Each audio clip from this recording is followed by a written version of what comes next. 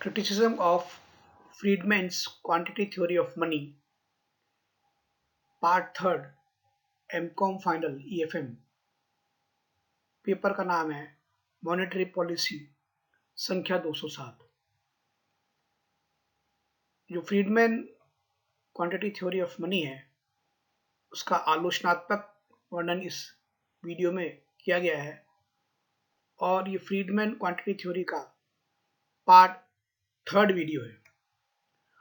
और मैं doctor Manu Sharad Pathak, department of EFM, SRLS, government college Kaladera, Jaipur. तो प्रिय विद्यार्थियों, प्रारंभ करते हैं अपन फ्रीडमैन के मुद्रा परिमाण सिद्धांत की आलोचनाएं। पहली आलोचना जो आलोचकों ने की है कि मुद्रा की मांग को आवश्यकता से अधिक महत्व फ्रीडमैन ने अपने सिद्धांत में दिया है।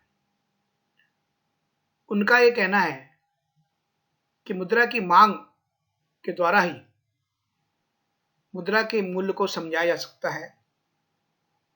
आलोचकों ने कहा है कि और भी बहुत सारे तत्व हैं जो मुद्रा के परिमाण सिद्धांत की व्याख्या करते हैं।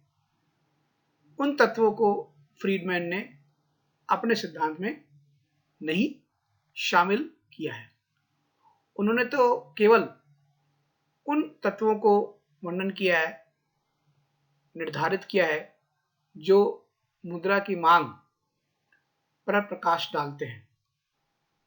जैसे उसके अंदर मुद्रा खुद, बॉन्ड, शेयर्स, मानवीय पूंजी और गैर मानवीय पूंजी।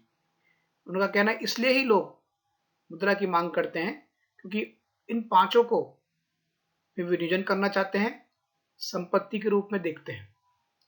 जबकि आलोचकों ने इस सिद्धांत की आलोचना करते हुए कहा है कि यह केवल एक वर्णन है, एक सिद्धांत नहीं। ये तत्वों का वर्णन है जिससे कि मुद्रा की मांग निर्धारित होती है। दूसरा है कि मुद्रा की जो परिभाषा उन्होंने दी है उसमें आलोचकों ने कई कमियां निकाली है। जैसे मुद्रा की परिभाषा के रूप में उन्होंने कहा कि जो करेंसी सर्कुलेशन में, चलन मुद्रा में है, वो मुद्रा के अंतर्गत सम्मिलित की जाती है। बैंक में जो चालू जमा है या सेविंग बैंक में जमा है वो मुद्रा के अंतर्गत शामिल की जाती है। और सावधि जमा, फिक्स डिपॉजिट, जबकि अगर फिक्स डिपॉजिट्स को देखा जाए तो वो उसका टाइम पीरियड होता है और उस टाइम से पहले अगर मैच्योर किया जाता है तो ब्याज का नुकसान होता है या कोई पेनल्टी देनी पड़ती है। तो सावधि जमा को किसी भी रूप में मुद्रा नहीं कह सकते हैं, वो नियर मनी होते हैं। इसलिए सिद्धांत की आलोचना की गई है। मुद्रा के परिभाषा के रूप में जो व्यक्त किया है इन तीनों को, इसलिए भी सिद्धांत की आलोचना की गई है कि जो ब्याज का प्रभाव है मुद्रा पर, उसको फ्रीडमैन ने नहीं समझाया अपने सिद्धांत में। इन मुद्रा को जब बैंक द्वारा इकट्ठा किया जाता है उसमें ब्याज प्राप्त होता है और उस ब्याज के द्वारा ही बैंक ऋण सुविधा प्रदान करता है। तो ब्याज इन जमाओं पर प्रभाव डालता है और स्वयं भी इनसे प्रभावित होता है। ये जो संबंध है इसकी व्याख्या मुद्रा की परिभाषा में फ्रीडमैन ने नहीं की है, इसलिए सिद्धांत की आलोचना की जाती है।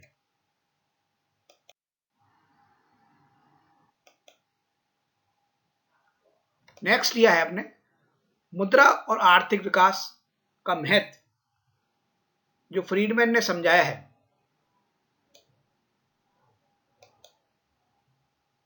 उसकी आलोचकों ने आलोचना की है उनका मत है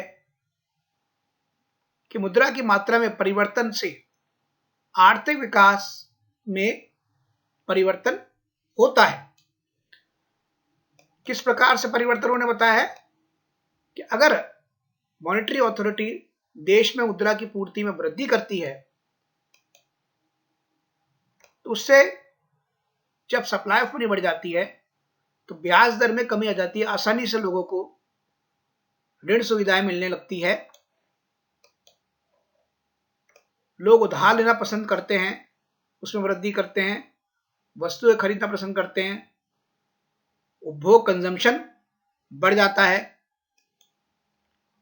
अंशों में विनियोजन करना, ऋण पत्रों में विनियोजन करना अधिक करने लग जाते हैं, अंशों और ऋण पत्रों की मांग में वृद्धि होती है, उनके बाजार मूल्य में वृद्धि होती है।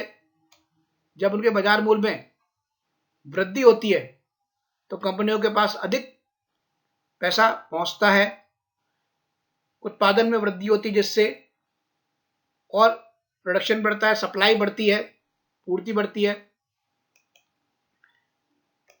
और इसका प्रभाव क्या पड़ता है, राष्ट्रीय आय में वृद्धि होती है।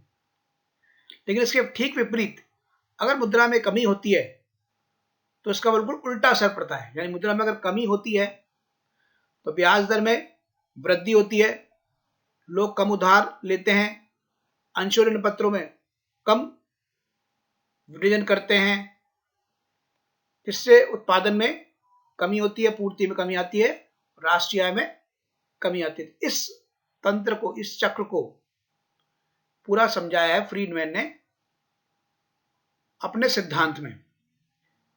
तो क्या ऐसा होता है? वास्तव में सुनने में तो बहुत अच्छा लगता है। ये किस प्रकार से होता है, क्या होता है, इसको अगली स्लाइड में अपन समझेंगे। पिछली स्लाइड में हमने देखा कि किस प्रकार से मुद्रा द्वारा आर्थिक विकास किया जाता है, क्या प्रभाव डालता है मुद्रा आर्थिक विकास पर। तो क्या वास्तव में ऐसा होता है? फ्रीडमैन द्वारा वर्णित संचार प्रक्रिया, ट्रांसमिशन प्रोसेस, स्थूल रूप में तो बहुत सरल और तर्कसंगत लगती है, किंतु व्यवहार में ऐसा होना आवश्यक नहीं है। वास्तविक स्थिति है कि मुद्रा की पूर्ति बढ़ने पर वस्तुओं के मूल्य बढ़ते हैं और उद्योगपति तथा व्यापारी कम माल से भी अधिक लाभ कमाने लगते हैं। अनेक बार वे माल की जमाखोरी तथा अधिक लाभ कमाने की चेष्टा करते हैं। इससे अर्थव्यवस्था का पूरा ढांचा ही विकृत हो सकता है। विकासशील देशों में जब जहां उत्पादन वृद्धि करने का पर्याप्त साधन उपलब्ध नहीं होते, यह स्थिति उत्पन्न होती देखी गई है। यानी व्यापारी और उद्योगपति उस स्थिति का लाभ उठाते हैं और पूर्ति में वृद्धि नहीं करते हैं, जमाखोरी करके उस पर लाभ कमाने का प्रयास करते हैं। तो इसलिए जो पूरा जो प्रोसेस है जिसकी कल्पना की है या जिसका वर्णन किया है फ्रीडमैन ने अपने सिद्धांत में, वो वास्तविकता नहीं हो पाता है ऐसा। तो इसलिए हम सिद्धांत की आलोचना करते हैं।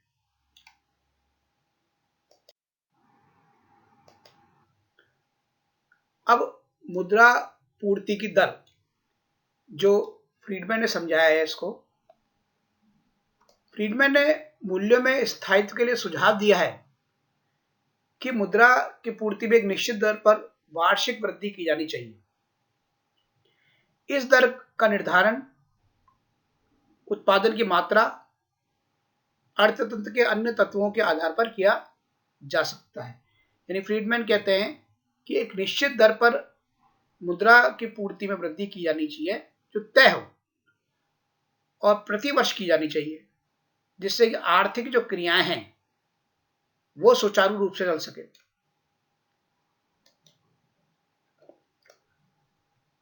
अर्थव्यवस्था का स्वरूप चेतन और गतिशील है। इस स्थिति में मुद्रा की पूर्ति का वार्षिक प्रतिशत निर्धारित करना न तो संभव है न उचित है। अतः फ्रीडमैन के निश्चित दर पर मुद्रा पूर्ति में वृद्धि के सिद्धांत को स्वीकार नहीं किया जा सकता है। अब क्या है कि अर्थव्यवस्था में नाना प्रकार के परिवर्तन होते रहते हैं और वैश्वीकरण के समय, लिबरलाइजेशन के समय अर्थव्यवस्था पर बहुत भारी शक्तियां भी प्रभाव डालती है, विदेशी व्यापार प्रभाव डालता है। तो ऐसे समय के अंदर सही रूप में पहले से ही मुद्रा की पूर्ति किस दर से बढ़ाई जाए ये तय करना संभव नहीं है, इसलिए सिद्धांत की आलोचना की जाती है।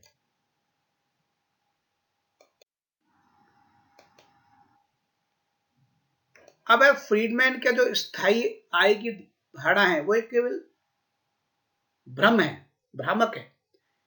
यानी परमानेंट इनकम को व्यक्त किया है, जो मुद्रा की मांग, जो एसेट्स है उससे फ्रीडमैन ने परमानेंट इनकम को व्यक्त किया है कि परमानेंट इनकम होती है, क्योंकि परमानेंट इनकम कुछ नहीं होती। परमानेंट इनकम का जो कंसेप्ट है वो भी दीर्घकाल में सिद्ध होता है, और दीर्घकाल के अंदर वैसे भी कहा है कीन्स ने, दीर्घकाल के अंदर तो सभी जो है मर जाते हैं, दीर्घकाल से कोई लाभ नहीं उठा पाता है, दीर्घकाल को देखने के लिए कोई रहता नहीं है। तो और परमानेंट इनकम का जो निकालने का तरीका है वो भी वेटेड एवरेज के द्वारा निकाला गया है। कई वर्षों का जो औसत लेकर उसको निकाला जाता है, और देखा भी गया है कि आय भी जो है वो हर वर्ष परिवर्तित होती रहती है जो संपत्ति में विनियोजन किया जाता है। तो इसलिए कोई भी परमानेंट इनकम नहीं होती है, ये धारणा एकदम गलत है, इसलिए इस सिद्धांत की आलोचना की जाती है। बहुत सारे आलोचक कहते हैं कि इस सिद्धांत में कोई रीएस्टेटमेंट नहीं है, नो रीएस्टेटमेंट, यानी जो फिशर का सिद्धांत है उसी को थोड़ा परिवर्तित करके ही, उसमें नई चीजें जोड़कर ही फ्रीडमैन ने इस सिद्धांत की व्याख्या कर दी है। तो इस सिद्धांत में कोई व्यापकता नहीं है। आलोचक ये भी आलोचना करते कि मानवीय एवं गैर मानवीय साधनों में अनुपात का जो विनियोजन किया जाता है वो सही रूप में करना संभव नहीं है, क्योंकि व्यक्ति पर निर्भर करता है। ये सब्जेक्टिव अप्रोच है कि व्यक्ति कितना मानवीय साधन में विनियोग करे और कितना गैर मानवीय साधन में विनियोग करे। तो इसको पूर्व में इसका अनुमान लगाना ठीक नहीं होगा, ये सब्जेक्टिव अप्रोच है। प्राकृतिक आपदा प्रभाव को इस सिद्धांत में पूरी तरीके से नजरअंदाज कर दिया है, लेकिन प्राकृतिक आपदा का जो प्रभाव पड़ता है अर्थव्यवस्था पे वो बहुत गहरा पड़ता है। जैसे अभी इस समय जो है वैश्विक बीमारी फैल रही है कोरोना, तो उसका सभी देशों की अर्थव्यवस्था पे इस गहरा प्रभाव पड़ रहा है। मंदी का समय आ गया और बेरोजगारी फैल रही है, कीमतें निरंतर बढ़ती चली जा रही है, अर्थव्यवस्था की सारी जो तंत्र है वो चरमरा गया है। इसी प्रकार से बाढ़ है, सूखा है, या जो बड़े बड़े भूकंप आते हैं उनके प्रभाव को इस सिद्धांत में पूरी तरीके से नजरअंदाज कर दिया गया है, इसलिए हम सिद्धांत की आलोचना करते हैं। अब उपसंहार, वास्तव में इस सिद्धांत ने का क्या कंट्रीब्यूशन है।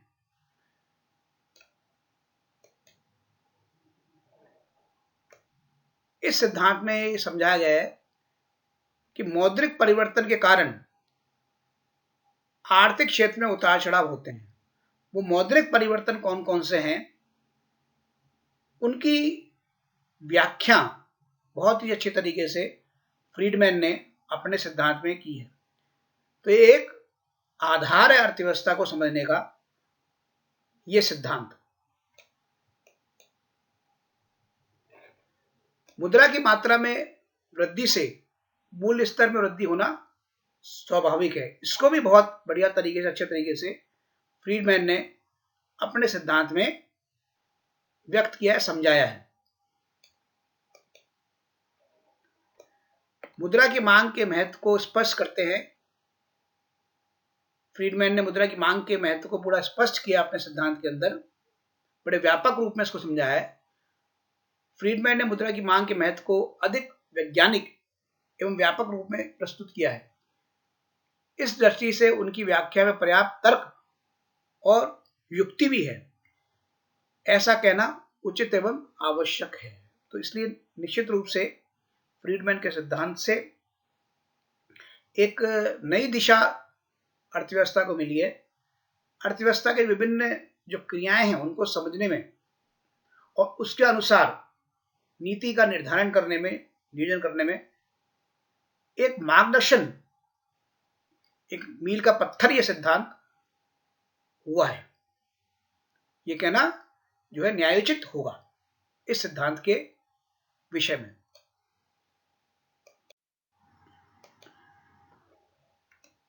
अब ये जो मुद्रा का जो परिमाण सिद्धांत जिसकी व्याख्या फ्रीडमैन ने की है, इसके 3 वीडियो का लेक्चर जो है वो मैंने दिए हैं। और जो पहले वीडियो में था मुद्रा के परिमाण सिद्धांत की मान्यताओं को शामिल किया गया था, तो आप वो वीडियो अगर आपने नहीं देखा तो वो वीडियो जरूर देख ले आप। दूसरा जो वीडियो आया पार्ट 2 का, उसमें सिद्धांत को पूरी तरीके से समझाया गया, उसका समीकरण क्या है उसको व्यक्त किया गया और चित्र द्वारा भी इस सिद्धांत की व्याख्या की गई।